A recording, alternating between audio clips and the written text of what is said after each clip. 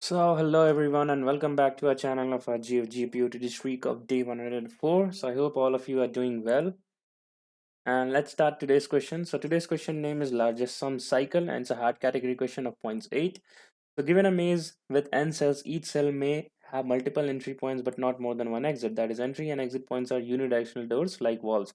Basically, I think we are given with a unidirectional graph. So let's read the rest of it. So you are given an array edge of an integers where edge of I contains the cell number that can be reached from cell I to the in one step to edge of I.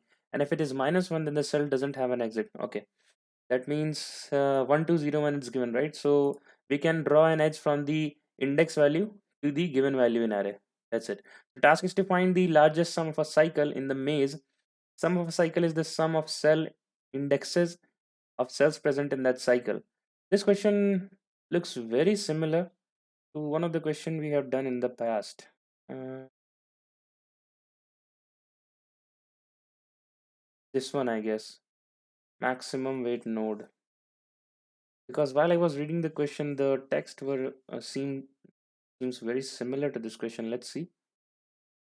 Okay, let it load. So it's finally loaded. Yes, so we have the, but that was easy category, and what we had to find in this case was the same thing was given. Okay, the test case are also same as you can see here, and here only thing we were to do that we need to find the weight of a cell, and weight of the cell was nothing but from all the edges, all the vertices to which it was pointing, just sum all the all the in degrees for a particular vertex, and you have to find the maximum of it. But this time it's little bit different. This time it's little bit different, and it is saying that the task is to find the largest sum of a cycle in the maze. Sum of the cycle is the sum of the cell indexes of all cells present in that cycle. And if there are no cycle, then return -1. So okay. So let's come to the very basic level that if we are given a graph, then what can we can think of, right? What can we think of? So let's draw the graph first. So it is given as 0. The indexes are 0, 1, 2, 3, 4, 0, 1, 2, 3, and the array elements are given as 1, 2, 0, and -1, right? So that means there is an edge between this index 0 to 1, 1 to 2, and 2 to 0. So let's draw it. So 0 to 1, there is one edge, and from 1 to 2, there is one edge. Let's write it this way. So 1 to 2 is, and 2 to 0, there is an edge. Okay. And since this is -1, so that is no edge, no edges are there. And as you can see, there's only one cycle in this graph, and if you sum it 0 plus 1, it will be 3, right? So the 3 answer is given. Similarly, for the second test case, it is given at 2 0 -1 and 2. It is given as 2 0 2 0 -1 and 2, and the indexes are 0 1 2 3. So it is saying nothing but there is an edge from 0 to 2. There is an edge from 1 to 0. So let's make it. There is an edge from, okay, this is not considered. There is an edge from 3 to 2, 3 to 2. There is no cycle here, as you can see, and since there is no cycle, we have to return -1. Okay. So so first of all, since this is a graph, we need to form one adjacency list, right? And after forming that adjacency list, let's say make it an array list of integer of array, right? So how the adjacency list will look like? It will look like it will have 0, 1, 2, 3, right? This will be the array indices, and for each and indices, for each and every indices, there will be an array list to store its neighbor. So for 0, it is nothing but 1, and for 1 it is 2, for 2 it is 0, for 3 it's -1, so we cannot write that. So this will be our adjacency list. So after we found the adjacency list, so what would be our main logic? Our main logic would be that for each and every vertex, or let's write just each vertex, we need to check cycle forming, right? And if the forming, and if a particular, let's say this is 0, right? If this 0 form a cycle, as you can see, 0 1 and 2, it's forming a cycle, then that means you need to consider that path in one of the answer, and you have to take the maximum one. But why I'm saying that we need to check for each and every vertex? So when I check for 0, I get the path 0 1 2, right? So when I will cover the path, I will also mark it as true, right? So I started from 0, I did for 1, so I'll mark it as true, I'll mark it as true. So for 1 and 2, I do not need to process it because it's still it has been marked as true. That means it was contributing into some of the answers, right?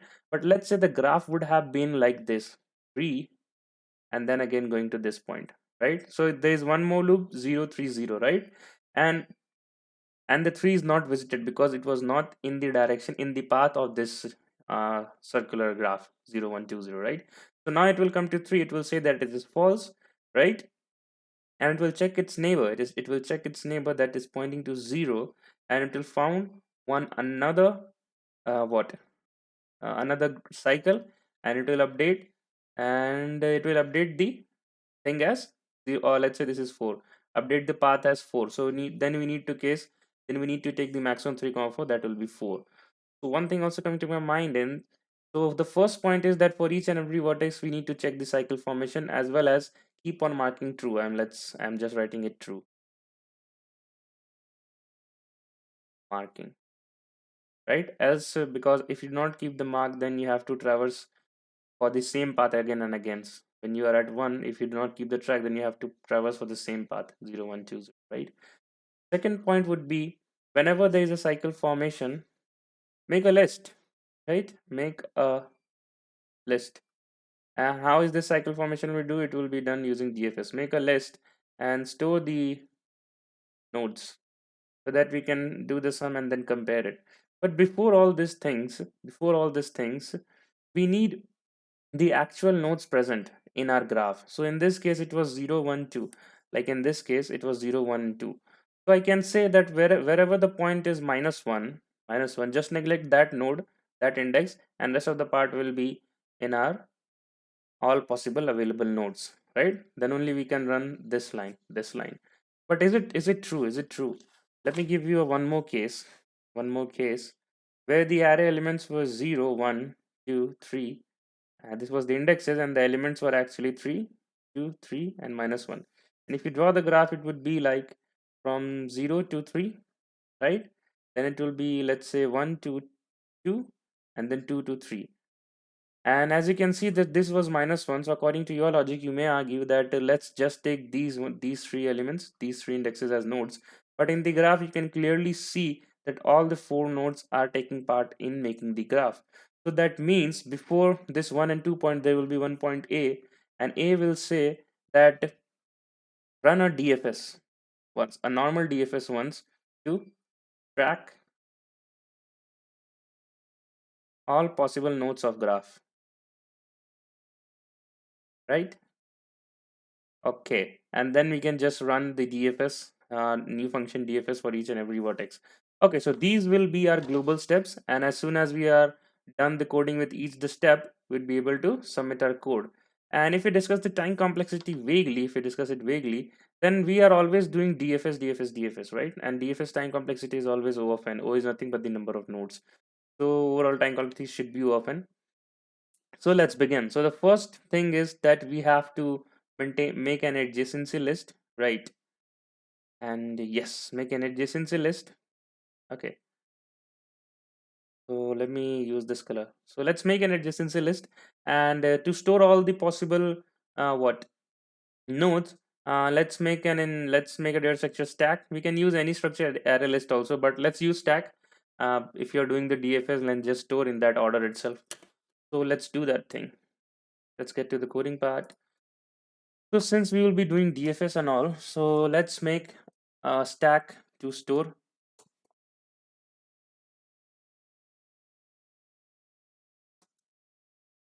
integer st, and we will be needing a boolean visited array. So I will say boolean visited, and I'll be needing a this one adjacency list. So I will say array list of intr integer dj, and I will make this as an array, right? Okay. So the first step is to initialize all the things which we have done in the globally realizing all global variables. So let's do it. So st is equals to new stack, right? And visited is equals to new boolean. Visited is equals to new boolean, right? And the maximum number of nodes would be n, so new boolean n. And adj is equals to new array list. That is it. So step one, so now the global steps, the step one come here. This is just the initialization, so I'll not consider this as step. So step one will be to to to make an adjacency list. So make adj. So what I will do, I will traverse in my given array. So for int I equals to 0, I less than n,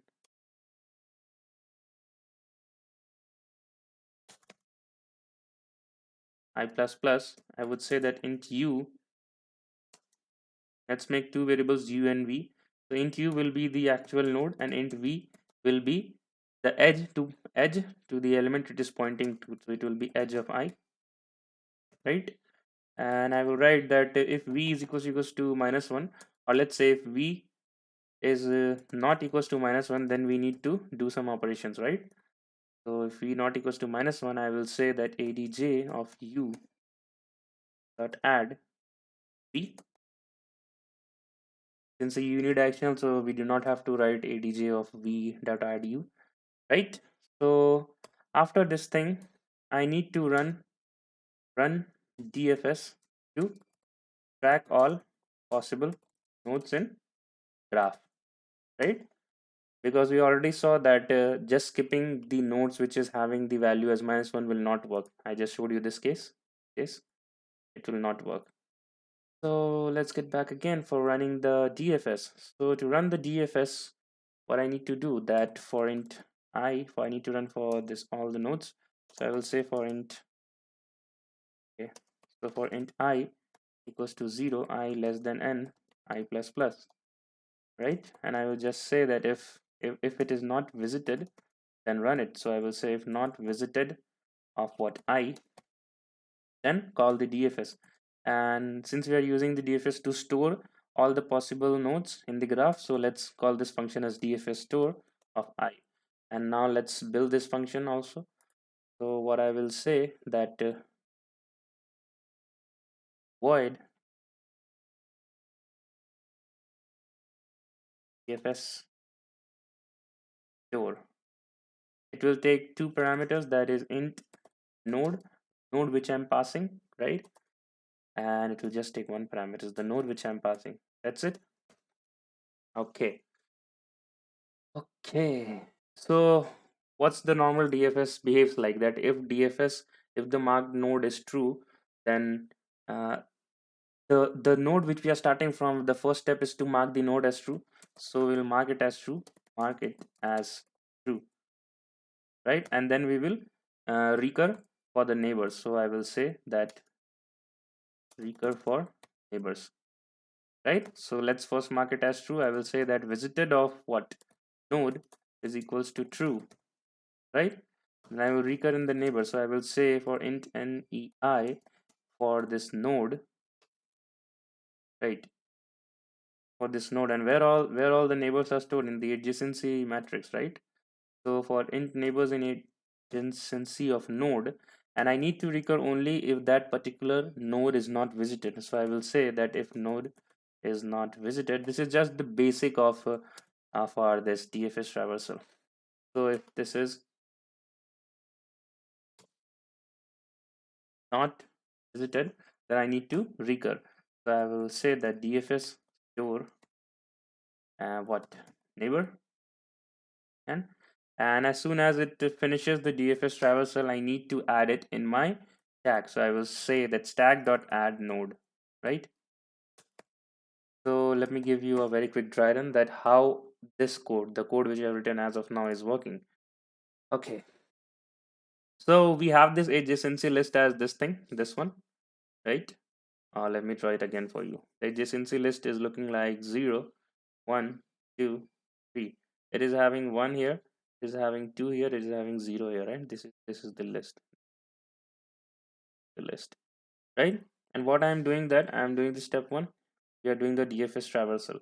So what is doing that? This is calling for DFS of 0, and initially the visited, uh, let me make it here.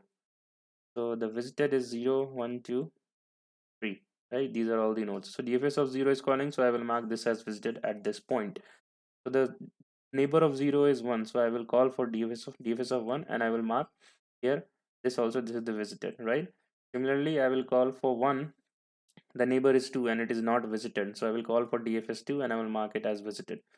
Then I will call the neighbor of 2 is 0, but this is already visited, right? So I will not move ahead. I will not move ahead, and I will go to my parent call, this call. And the last thing was is to add in the stack, right? So there would be a stack here. So it will say that st dot add 2, right? Then it will say that st dot add 1, and finally this thing for 0, it will say that st dot add 0. So the first we added 2, then we added 1, and then we added 0. So this is the stack we are having, which is actually containing all the nodes possible in our graph, and the graph is this thing. Let me redraw it for you again. So 0, 1, 2, this was the graph, right? Okay, so for each and every vertex I need to run the DFS cycle thing, right? So how can I make sure that when I run a DFS we encounter a cycle, and when we do not encounter a cycle we do not store it in a list? So clearly we will have this function as DFS cycle. Let's say we'll having two parameters, that is node and an array list. It will having two parameters, right? And after this step I need to mark my all visited as false, right? I need to mark as false so that I can use that globally uh, initialize visited array for my DFS cycle, right? So what can I do is, what I'm saying is that you you made this adjacency list, right? But what I'm now saying is that you need one more list, which will, let's call it as back nodes. Why I'm calling it back nodes is that you need to store the behind person which is inclining to your current element. What I'm saying is that you added here, right? You said u is equals and v, and you did adj of u dot add v. Now I am saying is you do this thing, that adj, or let's make a new list that backnotes bn of v dot add u. I'm saying this. How the list will look like. So the our elements were our elements were 1, 2, 0, and minus 1, right? Our elements were 1, 2, 0, and minus 1. So it was 0, 1, 2, 3. So I'm saying that this is now this was u and this was v, right? So make a list for 0, 1, 2, 3 and add it. For v equals to 1, you have 0, right? So for 1, you have 0, right? So I will add it. I will have 0. For 2, I am having 1. For 0, I'm having 2. For 3, I'm having nothing. And if you see the graph, then what is actually saying that this 0, this is v, this is u, and we have the directional edges like this, right? So in the DFS cycle function, what I'll be doing is when I'm this vertex 0, when I run for this vertex 0, I will say that what is the vertex that is just behind to me and is pointing towards me. That is 2, right? So so the DFS cycle, so I'm writing DC DC. I'll call for 0, right? I'll call for 0, and I'll check that what is the immediate thing that's just behind me and pointing towards me, right? So that is the reason I made this thing. I made this list, that the reverse of the adjacency list, right? It is exactly the reverse of it if you just closely, right? Okay, so for 0, there's one node 2 that is pointing towards 0, right? There is one node 2 that is pointing towards 0. So I will call for DFS cycle 2. Just bear with me and you will see that how I'm using this function to specify if there's a cycle or not, right? And at the same time I need to mark it visited also. So for this time the 0 was marked, and for this time DFS of 2 is marked. For 2, what is the node that is pointing towards 2? It is 1. I can use this list, and as you can see here also 1 is pointing towards 2, so I will call DC of 1, right? And I will mark this as true, 1. So now 0 is also marked as True. 1 is also and 2 is also, right? So DFS of cycle of 1 I called, and 1. For 1, what is the exact node that is just behind it and it's pointing towards it? That is 0, right? And as you can see from this list also, it is 0. So I will call for DC of 0, but that thing is already visited, right? We started from 0 and we came at 0. That is already visited. So that means that we have a cycle here. That means we have a cycle here. And at this point, I need to store everything in my list. So I will just return this call to my parent. I will stop here. I will return this call to my parent, and there will be list here that will storing this one. Then it will, the parent call will return to 2. It will store 2. It will return to 0. It will store 0. Now I have the list which is which consists of the nodes that is forming the cycle 0, 1 and 2. So I will maintain a sum variable that will be pointing to 3, and for all the nodes I will check it for all the nodes, and I will find the maximum of it. So when I call for 0, I marked all the nodes already as visited because these were in the path 1 and 2. So there are no further nodes left. For that I will run my DFS, right? So that is how it's getting handled. But for the case where there is no graph, for the second case, I will just show it show that also to you. For the case where there was no this thing, what there was no cycle. So let me open a paint again, or I can what I can do is I can do like this. Yeah. So let us consider the graph which was having no cycle. So it was 2 0 minus 1. Let me It was 2 0 minus 1 and 2, right? It was 0 1 2 3. The graph was looking like 1 2 0 was 2 2 3, right? There is no cycle here, so how that particular code will run? So DC cycle will call first of all we need to store this in our the DFS traversal, right? So for the DFS store in the stack, the elements will look like what? The elements will look like it will look like 3 1 0.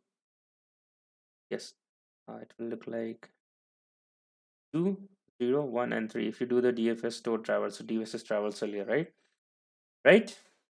We started from 0 and the immediate neighbor was 2, so we pushed that thing into 2, and then we again come back to 0, and 0 was not having any more neighbors, so since there was a for loop running from 0 to n, then the next node will be 1, so 1 was pushed in the stack since there was no neighbor, and then the 3 was pushed in the stack. So I explained that thing also to you. So the DFS cycle will call, will push pop the node from the stack, it will call for 3, right? And what it will see that there is no children, and there will one be a visited array also 0 1 2 3. So the 3 is having no such particular node which is pointing towards 3, right? There is no x such that it points to 3. There is no x, right? So what it will do, it will do nothing. It will just stop the recursion for 3 and will pop the next element from the stack, that is 1, right? So it will call DC of 1. So for at this point there will be no elements in the list of 3. There will be no elements in the list. So for DC of 1, as you can see, there is no package again. There is no x that is pointing to 1, right? So it will also do nothing. Then the next element will be popped out, that is 0, and we will call for DC of 0. And for DC of 0, one more thing, when we call DC for 3, we marked it as true. DC of 1, we marked it as true. For DC of 0, you can see that there is an x that is equals to 1 pointing to 0. So should we like mark this thing in my list? We should not, because that one is already visited, and that is how this is getting handled, right? You do not have to traverse the nodes that are already visited in order to, if you are in the same path like this one 0 1 and 2, you are in the same path. If you consider that node again because that's visited, if you consider it again, you'll be like making some random values like duplicate values, so you don't have to consider it, right? Okay. So for DC of 0, there is one package present, but we cannot consider it because that's already visited. So 0 is also now visited. And the last node will be popped out from the stack, that is DC of 2, right? And since all the nodes are visited, since there was package was 3, but you cannot take it because that was already visited. So for each and every recursive call, the array list was empty. Array list was empty. So there were nothing compared. So we made a global variable that is result -1, and it will just return result, right? So let's make this list also, this list where we just did the exact opposite thing. right? And I will name that thing as, let's say, back node. So here I need to make one more array list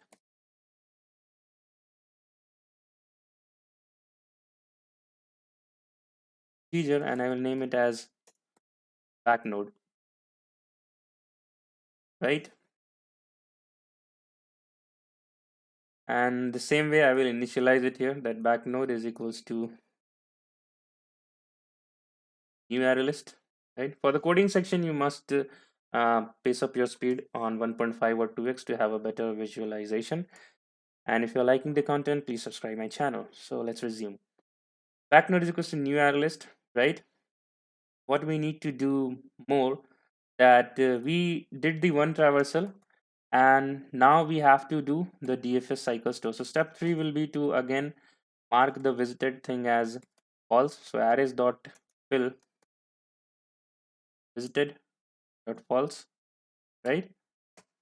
Right. So what should be our next code? And before doing that, we have to make the reverse, the back node thing, right? So I will write it here as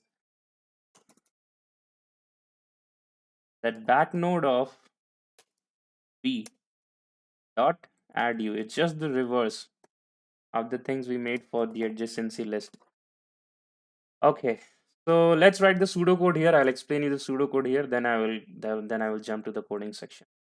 So for this thing, for DFS cycle, what can I write? That the node should be must be visited whenever I encountered that thing. The first step will be to mark it visited, right? Then I will recur for its neighbor, and the neighbor I will get from back nodes of node, right?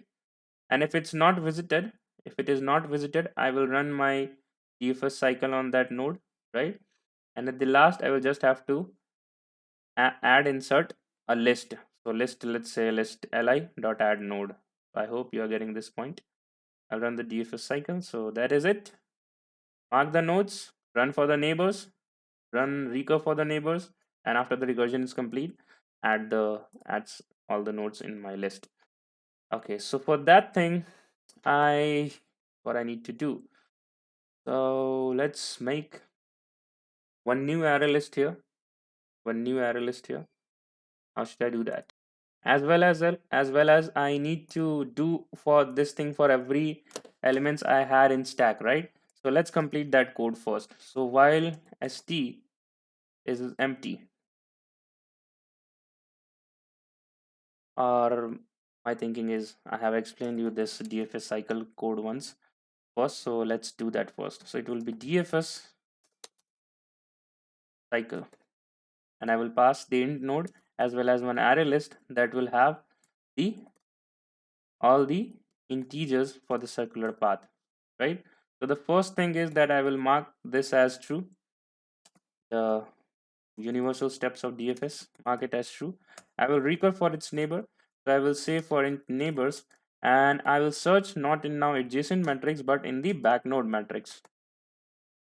Hope I have mentioned the name as back nodes, node or nodes. Let me check it. It is back node. So I will check for back node, and I will write for int neighbors back node of node, right? And what I will check, that if it is not visited, if it is not, its neighbor is not visited, then I need to call DFS. So I will say DFS cycle of neighbor, right? So I hope this is right. And whenever all the recursive call will finish, I need to add that node in my list so that I can compare. I can maintain a sum variable for each and every list, and then I can make the maximum out of it. I can pick the maximum out of it. Okay. So let's come back to our main function, that is largest cycle sum. And what I need to do, my step 3 is actually my step 4. Step 4 is to uh, iterate for each and every vertex and check for the cycle formation, right? So I will write iterate for each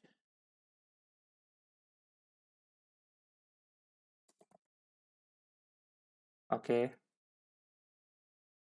vertex and check for cycle formation,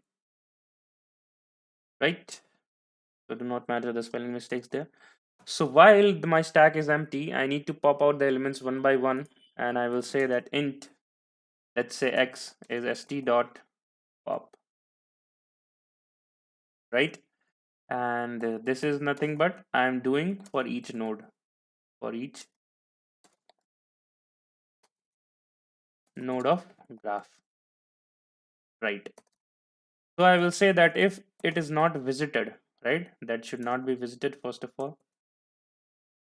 That should not be visited. If it is not visited, then make a new array list and run the DFS cycle code there, right? So I will make a new array list procedure. Procedure. I will name this as li and I will say array list, right? And what I will do, I will pass this thing in this DFS cycle code we just made. DFS cycle, I will pass the node that is pointing to x and the and this list, right? And at last, now we have to make a sum variable and return the maximum sum. This is what we have to do. So what I will say that if this li dot size, if this list is having the elements greater than 1, right? Because if there is only one element, then how should it would be a circular, right? That's not a chance. So if it is greater than 1, then what I will do that I will make a variable long sum is equals to 0, and I will just iterate in all these elements. So for int y in this list, I will say that sum plus equals to y. Okay, sum plus equals to y, and then I will make a new variable answer, and I will store math dot max answer comma sum. So one more thing, that if there are no cycle, right, so it will never come in this if statement, right? It will come in this if statement only the cycle exists. And there, if there is no cycle, then what I have to do, return -1, right? So I will make a variable here that is long answer, that will be initially pointing to as -1, and we keep on updating it, answer math.max answer comma sum, right? Okay, so I hope we are good to go now, and let's return the answer, and we will check by compilation. And what would be the time complexity? The time complexity will be, we are calling two times DFS store and DFS cycle. So here it will be what, where it is, DFS store. It will take O of n.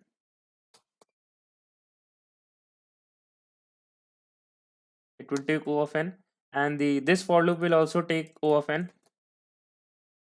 And this, the while loop, in the while loop I'm running DFS cycle for each and every vertex. So it may look like O of n square, but this is actually O of n, because in this nested DFS cycle, whenever I'm getting that the node is actually marked true, then I'm not running the DFS cycle again for this int x equals to st dot pop. I hope you are able to relate to this point. Try to dry run some few test cases yourself and be surely able to get this. So now let's compile and run, and we'll see that if our code is working fine or not, and if there are any syntactical mistakes. So okay, there is. So for int x, it should be not semicolon, it should be equals to. I'll compile and run again, and if there will be error coming, I'll have to, okay, cannot infer type array list.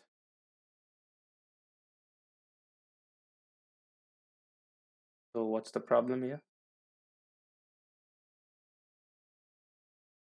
Okay, since we have made an array, so I need to declare the size, right? So let's make it as n, new array list. And if you remember that how we declare the array, int array brackets equals to new int n, right? So instead of int, there is the array list data type. So let's compile and run again.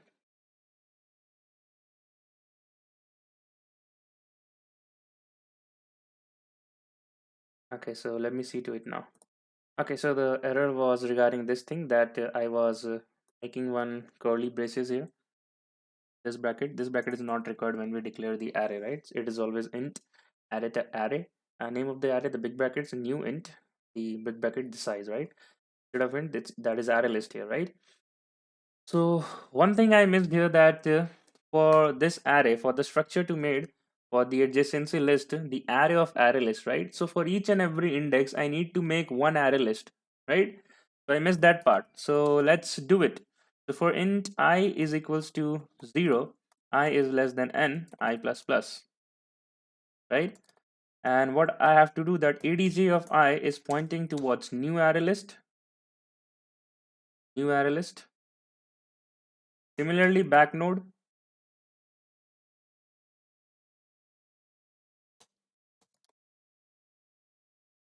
the back node of I is equals to new array list, right? Hmm. So that was I was getting. That's why I was getting this next error of null pointer exception at line number 84, right?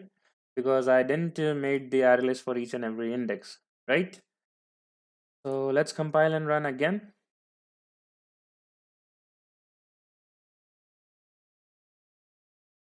Great.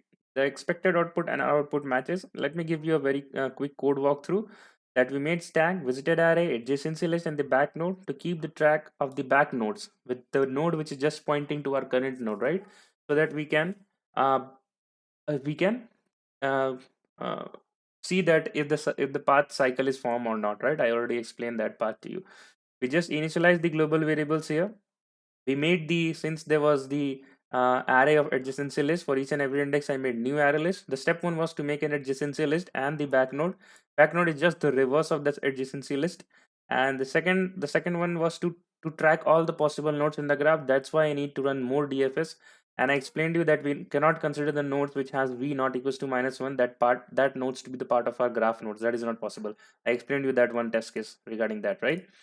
So we did one DFS to just track all the possible nodes. Step 3 was to again fill the visited array as false, because now what we have to do for each and every vertex tracked by the DFS storage traversal need to be processed out from the stack, and then we have to process for each and every vertex the new cycle formation is forming or not, right? So for that thing we made the DFS underscore cycle function. And how we are doing that, until the stack is empty, we are popping each and every element. If it is not visited, we make an array list, such in hope that if the path exists, then we need to store all the nodes in the array list.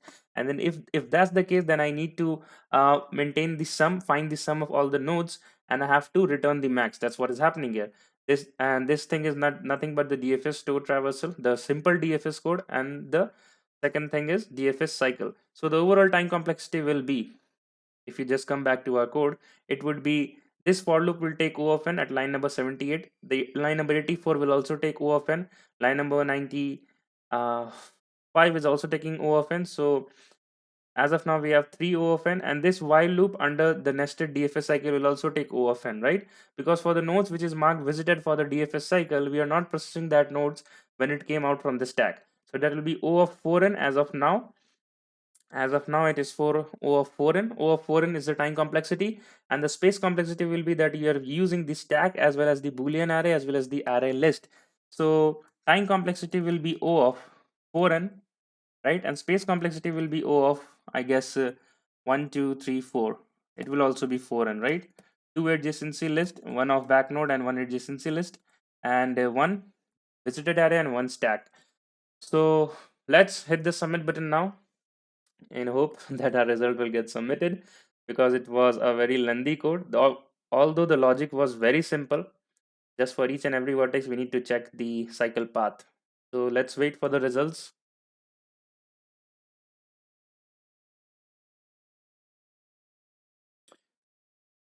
So it is saying that 120 test cases pass and TLE has come. So when I solved this question at 12:45 a.m., this was not the case. So I think within 1 hour the test cases have been changed. And okay, so there's one new task for you guys as well. I will update the updated code as soon as I will able to see the changes I need to make to get it code submitted. The whole logic will remain the same. So for you guys, there is one task, that understand this logic and figure out that what the minute changes I need to do in this code so that it gets submitted for the rest of the 5 cases. Till then, we'll meet again. Today again we'll meet for this the updated code. I will mention in the comment section. I will keep on updating it. So till then, keep learning, keep growing, take care, and bye bye.